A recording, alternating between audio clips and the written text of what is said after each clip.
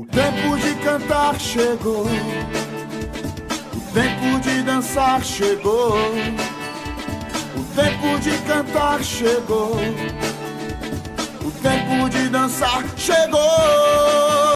Hoje, querido, eu quero falar sobre Tiago, na epístola de Tiago. Antes de iniciar a leitura, no capítulo 1 mesmo, Tiago, essa carta ela foi escrita, segundo os historiadores, por Tiago, irmão de Jesus, irmão do Senhor Jesus, não o apóstolo Tiago. E o que eu fiquei assim, o que eu acho muito interessante, quando você começa a estudar a epístola de Tiago, você começa a estudar um pouco da vida desse irmão de Jesus, você vai ver, querido, que ele foi um cara que ele não acreditou no ministério de Jesus no início. Enquanto Jesus ainda estava aqui na terra, ministrando, exercendo o seu ministério, Tiago por um tempo ainda não cria no seu irmão. Isso por quê, talvez? Talvez pela familiaridade, não é verdade? O irmão Abidiel, ele estava falando aqui sobre nascer na igreja. Muitas vezes nós adquirimos mania, familiaridade com coisas, e a gente muitas vezes, se não vigiar, a gente perde a essência. Há um tempo atrás eu ministrei uma palavra aqui sobre a diferença de Abinadab para Obed-edom. Obed-edom foi um homem que ficou com a arca da aliança na sua casa, que simbolizava a presença de Deus, por 3 meses. E Abinadab ficou um tempo enorme. E não aconteceu nada na vida de Abinadab, mas em 3 meses que a arca da aliança ficou na casa de Obed-edom, Obed-edom prosperou sobremaneira, a vida dele virou de cabeça para cima. Entendeu o que eu estou dizendo? Agora, por que será? Porque talvez a arca ficou tanto tempo na casa de Abinadab, que o problema não é a arca ficar muito tempo, o problema é como que eu me relaciono com ela, como que eu lido. E Abinadab talvez se acostumou com a glória e com a presença de Deus, e pelo fato de ter se acostumado, desvalorizou. E aí, querido, quando você desvaloriza, quando você perde essa essência, não acontece nada. Quantos estão me acompanhando aqui? Digam amém. Glória a Deus. Então, amado, nós precisamos entender que talvez aconteceu isso com Tiago. Por quê? Ele nasceu ali, viu o Senhor Jesus como seu irmão. Talvez ele via Jesus como seu irmão e não como seu Salvador. Assim como alguns judeus viam Jesus simplesmente como filho do carpinteiro, mas não como Messias. Quantos estão entendendo o que eu estou falando? Então, querido, eu quero dizer algo para você. Tiago, ele provavelmente de início, ele não acreditou no ministério, no que ele estava tendo oportunidade de fazer parte da família do Filho de Deus. Mas depois, querido, Tiago se converte. E depois Tiago, querido, se torna um referencial da igreja. Um líder, aquele que comandou, aquele que coordenou concílios decisivos para a doutrina cristã. Está registrado em Atos capítulo 15. E Tiago, querido, essa epístola é uma epístola prática. Segundo alguns estudiosos, a epístola de Tiago seria considerado o livro de Provérbios do Novo Testamento, porque ele trata das questões práticas, da vida prática. E qual foi o contexto? Escute isso. Qual foi o contexto da carta? Ou seja, qual era o contexto da igreja quando Tiago escreve essa carta? O contexto era o seguinte: era uma igreja, querido, que estava tendo grandes problemas, enfrentando grandes problemas, principalmente no sentido de praticar aquilo que acreditava. Ou seja, a igreja, na sua prática, ela estava divorciada da sua teologia. Ou seja, irmão, acreditava e proclamava coisas, mas vivia uma vida totalmente oposta daquilo que proclamava. O que me chama a atenção é que isso é uma realidade ainda hoje, porque nós pregamos coisas, nós sabemos coisas, mas não praticamos. Você quer ver uma coisa? Irmão, essa frase é muito forte. Tem muito crente que em doutrina está com Cristo, mas, querido, com prática de vida está com Satanás. Sabe tudo da doutrina, mas não tem realidade, não tem vida, não tem verdade. E a igreja que Tiago estava escrevendo, o momento em que a igreja estava enfrentando era justamente esse. Era uma igreja que estava divorciada da sua teologia. Ou seja, uma igreja que estava completamente apartada das suas crenças, dos seus valores. Para vocês terem uma ideia, quando Tiago escreve essa carta, ele estava querendo resolver alguns problemas da igreja. Um deles, a igreja estava passando por sérias provações. Segundo, os crentes estavam sendo tentados e muito tentados a pecar. Aí você fala, pastor, mas isso é a realidade de todo mundo, mas ali era uma ocasião especial. Outra coisa, querido, alguns crentes estavam sendo humilhados pelos ricos e outros sendo roubados pelos irmãos mais ricos. Outra coisa, alguns membros da igreja estavam buscando posições de liderança. Pastor, mas isso não é bom? É ótimo. Você tem que procurar crescer e ser um líder. O problema é quando você resolve passar por qualquer coisa ou tomar qualquer caminho para assumir a sua liderança. É aquela famosa frase de Maquiavel: o fim justificam os meios. Então tem muitas pessoas que querem coisas boas, mas estão trilhando caminhos errados, ou seja, estão pagando ou qualquer preço, fazendo qualquer coisa para conseguir aquilo que querem. Então estavam a fim da liderança. Outra coisa, querido, alguns crentes estavam falhando em viver o que pregavam, outros estavam vivendo de uma forma mundana. Outros não conseguiam dominar a sua língua, e outros estavam se afastando do Senhor, e havia crente que estava em guerra com outros crentes. Você fala assim, caraca, será que então Tiago escreveu para hoje? Será que Tiago escreveu para hoje? Então é uma carta bem atual, mas é uma carta prática. Então ele escreve essa carta para corrigir algumas coisas, para trazer alguns ensinamentos, para mostrar para a igreja uma direção, um caminho, dar um norte. Amém ou não? Tem crente aqui, amém ou não? Glória a Deus. A gente tem que fazer barulho na hora do louvor, fazer barulho na hora da pregação. Fazer barulho a todo instante, irmão. Mas por que, pastor, que tem que fazer barulho a todo instante? Sei lá, eu gosto. Faz aqui então, pelo menos, para me agradar. Você pode? Amém. Aleluia. Porque você fala que tem que fazer barulho, irmãos lá logo pensa, porque tem gente que é espiritual demais. Aí fala, então quer dizer que quem é quieto, então não tem nada. Não, mas é que eu gosto, tá? Eu gosto de barulho. Você gosta de barulho, irmão? Eu gosto tanto de barulho, irmão, que eu faço barulho até quando eu estou dormindo. É verdade, minha esposa fala. De vez em quando ela me dá umas cotoveladas e eu acordo. Ela fala, você está fazendo barulho. Eu falei, eu amo barulho. Entendeu ou não? Tem muita gente que faz barulho enquanto dorme aqui. Oh, aleluia. Tem mulher, irmão, hoje no final do culto nós vamos fazer uma fila aqui para os homens que fazem barulho enquanto dormem. Amém? Nós vamos libertar esse negócio. Então, queridos, prestem bem atenção. Ele escreve essa carta para dar algumas direções para a igreja. Posso ouvir um glória a Deus, amém ou não? E por que ele escreve isso? O que eu quero me ater nessa noite? É principalmente para tratar das provações que a igreja estava passando. Por que eu quero falar sobre isso? Porque tem muita gente que acha, querido, que a vida cristã é uma colônia de férias. O cara acha que ele se converte, então ele nunca mais vai passar por problema nenhum. Muitas vezes, irmãos, ele acredita isso talvez até mesmo por causa do erro das nossas pregações. Porque muitas vezes prometemos um punhado de coisa na hora do apelo que não são verdade. Vem que todos os seus problemas vão acabar, vem que vai resolver tudo, e não é assim. Você vai resolver o maior problema da tua vida, que você estava indo para o inferno, e agora você vai para o céu. Amém? Agora, isso não quer dizer que você vai viver uma vida nessa terra imune a problemas. A vida cristã, você não vai estar numa redoma onde os problemas não virão. Muito pelo contrário. Jesus, ele deixou muito claro quando ele disse, no mundo tereis aflições, mas tende bom ânimo, eu venci o mundo. Sabe o que eu acho maravilhoso? É que Jesus, ele dá na real. Ele chega e fala, você vai ter problema aqui, mas fica tranquilo que eu estou contigo e eu venci o mundo, você vai vencer também. Amém ou não?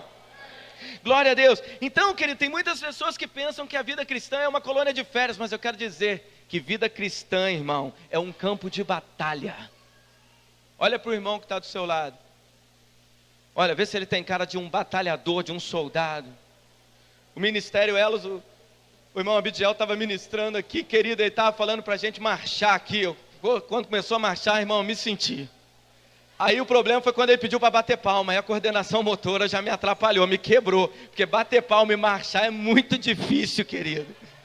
Amém ou não? É muito difícil, pelo menos para mim é. Aí eu fiquei só marchando, porque quando eu começava a bater palma, quebrava todo o negócio, o esquema. Então, a nossa vida é um campo de batalha, a vida cristã é um campo de batalha, porque nós temos um inimigo. Nós temos um inimigo que está ali, que está nos rondando como um leão. Ele está ao nosso derredor, procurando uma brecha para tragar. Amém ou não? Eu acho que até agora eu não falei novidade nenhuma para você que é crente maduro. Amém? Mas o que eu quero então falar com você nessa noite? Eu quero dizer algumas coisas que Tiago nos ensina nessa carta no capítulo 1. Vamos ler o texto? Tiago capítulo 1. Olha só como Tiago se apresenta no versículo 1. Ele diz assim, olha: Tiago, servo de Deus e do Senhor Jesus Cristo, as 12 tribos da dispersão, saúde. Meus irmãos, tendes por motivo de grande alegria. Então presta bem atenção. Tendes por motivo de grande... Isso, foi um ensaio. Tende por motivos de grande... O quê? O tomar açaí com os irmãos. Tende por motivo de grande alegria ser promovido no emprego. Tende por motivo de grande alegria o quê? O que está escrito aí na sua Bíblia? Quando cairdes em tentação, a minha Bíblia está escrito aqui, quando passardes por provações. Amém? Tende por motivo de grande alegria o passardes por várias provações, sabendo que a provação da vossa fé produz perseverança, e a perseverança tem a sua obra perfeita, para que sejais perfeitos e completos, não faltando em coisa alguma. Amém, irmão? Então aqui nessa epístola, a primeira coisa que Tiago está dizendo, logo no início da epístola, primeiro que eu quero que você entenda é que ele está escrevendo para os crentes, amém ou não? Embora ele está direcionando as 12 tribos da dispersão, quando ele coloca as 12 tribos, talvez você ache que ele está falando para os judeus, mas quando ele coloca da dispersão, aí você já entende que ele está falando dos crentes, porque os crentes eles foram dispersos pelo mundo, a igreja foi dispersa, quando houve perseguição. Então, querido, aqui ele estava falando para os crentes, para os judeus crentes, aqueles que haviam se convertido. E ele começa falando o seguinte: ei, a vida cristã tem provação, tem luta, tem perseguição, tem problema sim, tem dificuldade. Nós vivemos num mundo caído, nós vivemos num mundo problemático. Então Tiago ele está dizendo o seguinte, ó, a provação é real, a provação está aí, as lutas estão aí. Mas querido, eu quero dizer algo para você, que me chama a atenção, porque ele está falando o seguinte, olha, essas provações, elas vão nos ensinar algumas coisas. Essa situação te ensina algumas coisas. A primeira coisa que as provações te ensinam, ou que Tiago está nos ensinando nessa carta, é que as provações são compatíveis com a fé cristã. Ou seja, não é pelo fato de você ser crente que você não passa por problemas. Não é pelo fato de você ser crente que você não vai ter seus momentos de dificuldade. Não é pelo fato de você ser crente que você não vai ter um momento de aperto financeiro, que você não vai enfrentar uma enfermidade, que você de repente não vai ter um desconforto no teu casamento.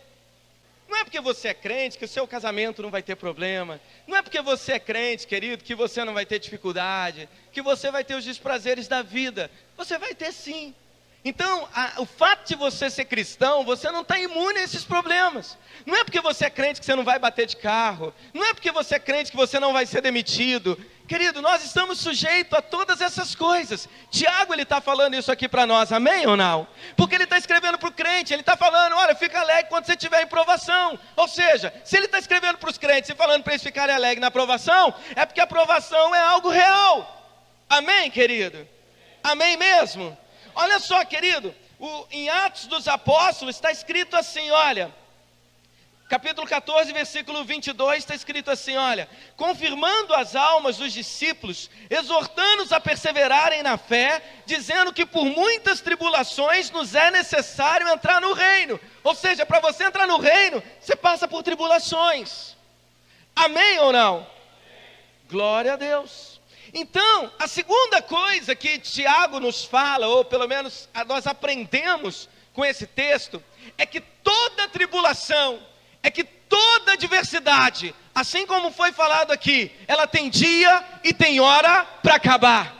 Nenhuma tribulação é eterna. Então você passa por tribulações. Ele disse, tendes por motivo... Irmãos, pede para as crianças diminuir o volume, por favor. Então presta bem atenção. Ele está dizendo o seguinte, olha, tende por motivo de alegria o passardes por tribulação. Então ele está falando que tribulação é coisa que você passa e não permanece. Entendeu o que eu estou dizendo? Amém ou não? Meu irmão, se você vive uma vida tribulada a vida inteira, tem algo errado. Por quê? Porque tribulação é coisa que você passa. Amém? Tem uns que passam pela tribulação com avião supersônico. Outros passam de carro, voando. Alguns passam de bicicleta. Outros passam andando, outros passam engatinhando. Cada um passa no seu ritmo. Tem gente que passa pela tribulação e vai rápido. Outros passam um pouco menos rápido, outros passam um período mais longo. Por quê? Não sei. Deus, Ele sabe. Talvez sejam as respostas que você está dando no meio da tribulação. Quantos estão me acompanhando aqui? Digam glória a Deus. Esse negócio de pregar por último é ruim, hein, irmão? É furado, é outro golpe que eu estou recebendo aqui. Porque os irmãos estão meio assim, ó. Depois de uma saída daquele ali, os irmãos estão meio abatidos. Então, as provações, elas são passageiras. Quando você vê o livro de Apocalipse, quando o Senhor Jesus, Ele fala à igreja de Esmirna, e Ele diz o seguinte, olha, vocês vão passar por uma provação de 10 dias. Ou seja, a provação tinha dia para começar, mas tinha dia para terminar também. Talvez você entrou aqui nessa noite, meu irmão, e você está no meio de um vendaval, talvez você está no meio de uma tribulação, talvez você está no meio de um problema, você está desorientado, mas eu quero dizer uma coisa para você. Hoje você está passando por isso, é menos um dia, ela está acabando, ela já está acabando, tem dia e tem hora para terminar. Nenhuma tribulação é para sempre.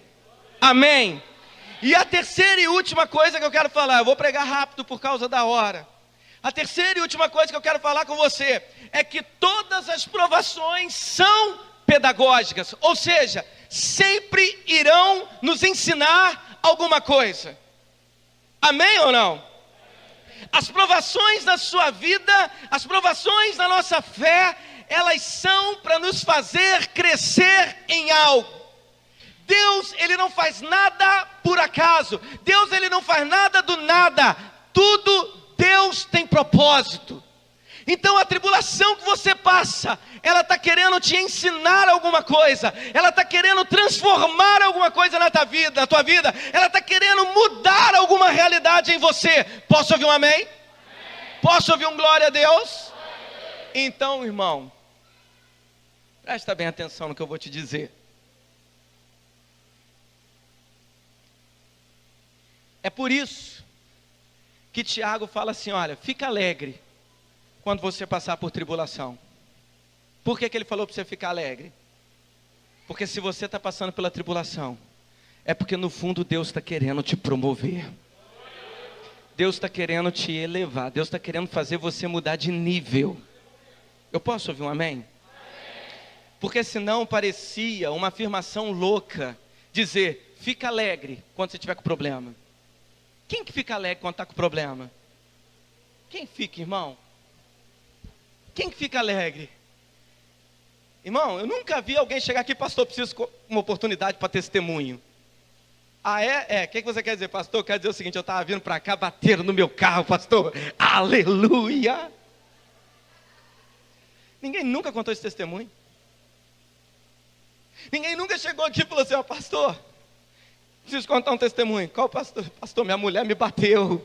Oh, glória. Ninguém nunca conta esses testemunhos, mas pelo amor de Deus, também não conta não, irmão. Mas por que eu estou dizendo isso, querido? Porque ninguém se alegra com problema. Você fica alegre com problema, sim ou não? Sim ou não? Mas Tiago está dizendo, alegrai-vos. Quando você estiver passando por uma provação, fique alegre, irmão. Porque é o início de uma transformação. É o início de uma metamorfose que vai acontecer em você. Eu posso ouvir um amém? Para finalizar, de verdade. Olhe para mim aqui, eu preciso de toda a sua atenção. Quem aqui está estudando? Estudando, fazendo curso, escola, alguma coisa. Nossa, gente, tem adolescente que levantou a mão, não. Você está fora da escola, eu aconselho tutelar, irmão. Levanta a mão bem alto, você que está estudando. Amém, glória a Deus. Baixa a mão. Quem já estudou na vida alguma vez? Aleluia. Amém. Irmão, deixa eu te fazer uma pergunta aqui muito séria, preste bem atenção. É porque na igreja a gente tem que perguntar de tudo.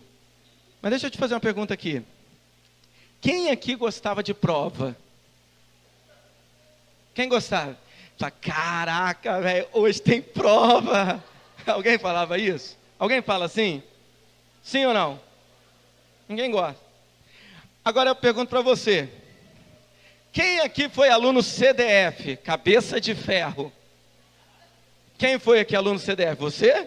É mesmo, filho? Pô, você é dos meus. Mais alguém? CDF? É? Pastora? Tchau, você não era não? Ruim, né? Quem mais? Irmão, levanta a mão aí o CDF. Quem era o CDF aí? Você? Você? Você? Você? Yuri, o Yuri nem foi para a escola, filho. Não é, Yuri? O pessoal não entende. Então volta aqui para mim. Ei, corta para cá. Veja bem, presta atenção. Eu já percebi aqui que a maioria aqui não era CDF. Amém? Agora, de verdade, irmão. Quem aqui era aluno ruim? Fala a verdade, irmão. Sinceridade, você está na igreja. Fala, aquele aluno ruim mesmo, você ia arrastado. Levante a mão, só para eu ver. Você era ruim? É. Nossa, querido, tem gente ali que levantou as duas mãos. Falou, eu, pastor. E quem era o aluno aqui, coluna do meio? Aquele aluno assim que não era ruim, não era bom. Coluna do meio, aquele aluno 6,5, né? Amém? Agora presta atenção aqui em mim. Só um minuto. Só um minuto. Presta atenção. Eu já vou encerrar. Você sabe quando o pastor fala que já vai encerrar, ele tem mais 45 minutos para pregar. Então, segura o mistério. Você que era aluno mais ou menos, você era esforçado, você estudava, nem que fosse na hora que você estava fazendo sua cola, mas você estudava. É verdade ou não? Irmão, crente não mente. Aleluia. O Yuri já está falando até em mistério lá atrás. Está falando, essa palavra é toda para mim. Ele está dizendo lá. Então, presta bem atenção aqui em mim, irmão. Olha só. Você que era aluno mais ou menos. Você era mais ou menos, mas você se esforçava. Amém? Amém? Você já tirou nota ruim? Quem aqui já tirou nota ruim? Nossa, gente. Que isso? Aleluia. Hein?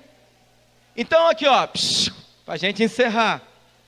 Agora falta 45. Presta atenção. No dia que você tirou nota ruim, a tua professora pegou a tua prova lá, olhou assim, ó, Sebastião Figueira de Souza, nota 2 em biologia. Não é essa? Ó Deus, como é que revela. Se você quiser, aproveita que eu estou no manto aqui, já dou seu histórico escolar inteiro. Olha aqui. Hã?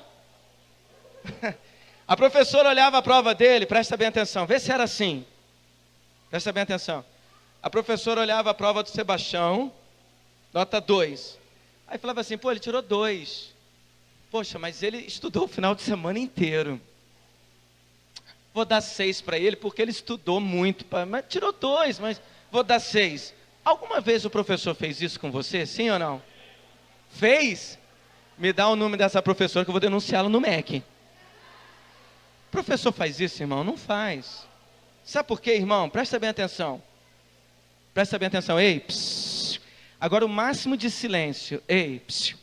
Presta atenção em mim. Que a gente riu aqui, mas agora eu quero te falar uma coisa profunda. O que eu quero te dizer? Eu quero te dizer, irmão, que você é aprovado, não é pelo tanto que você estudou, mas você é aprovado pelo teu desempenho na prova. Você pode ter estudado muito, mas se o teu desempenho na prova não for bom, você vai ser reprovado. É isso ou não? O que eu quero dizer com isso, irmão? Você pode, querido, ser um crente nota 10, mas é na hora da prova que você tem que dar as respostas certas. É na hora da prova que você tem que dar as respostas que o Senhor está esperando para que você seja aprovado. Qual é o grande problema? Sabe por que tem gente que vive sempre nas mesmas provas? É porque está dando sempre as respostas erradas. E quando você não passa, você vai fazer sempre a mesma prova. Você só muda de nível depois que você é aprovado. Amém, irmão? Qual é o lado bom disso? É que ninguém gosta de prova. É verdade ou não? Mas quando a prova chega para você, o que essa prova está te dizendo? Se você passar por mim, você vai mudar de série. Se você passar por mim, você vai crescer. Então é por isso que Tiago diz: alegrai-vos quando passardes por provações. Porque quando a provação estiver diante de você, o Senhor, Ele está te dando um recado. Eu estou te esperando num nível acima. Eu estou te esperando num outro degrau. É chegado o seu tempo de crescer. É chegado o seu tempo de avançar. É chegado o tempo de você subir de nível. É chegado o tempo de você andar num outro patamar. É chegado o tempo, querido, de uma nova história. É chegado um tempo de um novo processo. Então tendes por motivo de alegria quando passardes por provação. Eu sei que não é fácil. Na provação a gente chora. Na provação tem gente que desvia. Na provação tem gente que vai embora. Tem gente que rebela. Tem gente que desiste. Mas Tiago está dizendo para nós, a palavra do Senhor está dizendo: alegrai-vos, alegrai-vos, porque a provação é tua oportunidade de avançar, de crescer, de ir além. De ir além. De ir além. Está difícil, irmão? Se alegre. O pastor Alex, ele falou o seguinte, que a águia, ela voa mais alto na tempestade, amém ou não? Então, meu irmão, quando a águia vê a tempestade, como é que você acha? Imagina se a águia pudesse ter um raciocínio humano. O que ele ia falar? Sangue de Jesus tem poder. É isso que ela ia dizer? Ela fala assim: oh glória, é hoje que eu vou voar mais alto. É assim que a águia ia fazer. Agora, como é que os crentes fazem no meio da provação? 6 horas por mim. 6 horas, 6 horas, 6 horas, 6 horas não, meu irmão. Enche o teu pulmão de ar, estufa o teu peito, levanta a tua cabeça, porque maior é o que está em você do que o que está no mundo. Maior é o que está em nós do que o que está no mundo. É muito maior. Então, querido, quando a prova estiver vindo, quando a provação estiver vindo ao teu encontro, para de olhar para a prova e ver o que está do outro lado. E o que está do outro lado é a tua promoção, é o teu crescimento, é o teu amadurecimento, é o teu avanço. É o teu avanço. Então tem muita gente que para. Tem muita gente que desiste. Tem muita gente que trava na hora da provação. Mas esses não estão aqui nessa noite. Porque conforme o Alex falou, eu estou vendo aqui um ninho de águias. Vamos ficar de pé, irmão? Vamos ficar de pé. Sabe, é uma palavra muito simples. Mas eu quero ler ainda aqui para você um último texto. Os irmãos me ajudem, por favor? Vocês me ajudam? Eu quero ler um último texto para você que está em Romanos capítulo 5. Diz assim o versículo 1, preste atenção. Ei, olha o que diz. Justificados, pois, pela fé, tenhamos paz com Deus, por nosso Senhor Jesus Cristo. Amém? Amém? Por quem obtivemos também o nosso acesso pela fé a esta graça, na qual estamos firmes, e gloriemo-nos na esperança da glória de Deus. E não somente isso. Agora, irmão, já é um outro apóstolo que está falando. Agora é Paulo, não é mais Tiago. Ele está dizendo assim, não somente isso, mas também gloriemo-nos nas tribulações. Paulo está falando aqui. Gloriemo-nos nas tribulações, sabendo que a tribulação produz a perseverança, e a perseverança, experiência, e a experiência, esperança, e a esperança não desaponta, porquanto o amor de Deus está derramado em nossos corações, pelo Espírito Santo que nos foi dado. Deixa eu te dizer uma coisa, irmão. Quando você estiver no meio de uma tribulação, no meio de uma provação, seja na tua igreja, seja na tua casa, na tua família, seja em qualquer área da tua vida, não se desespere. Amém, irmão? Porque existe um Deus que é amor. Ele é todo amoroso, e Ele é o Deus que cuida de você. Mas como um pai zeloso, Ele não quer te ver uma eterna criança. Ele quer que você cresça.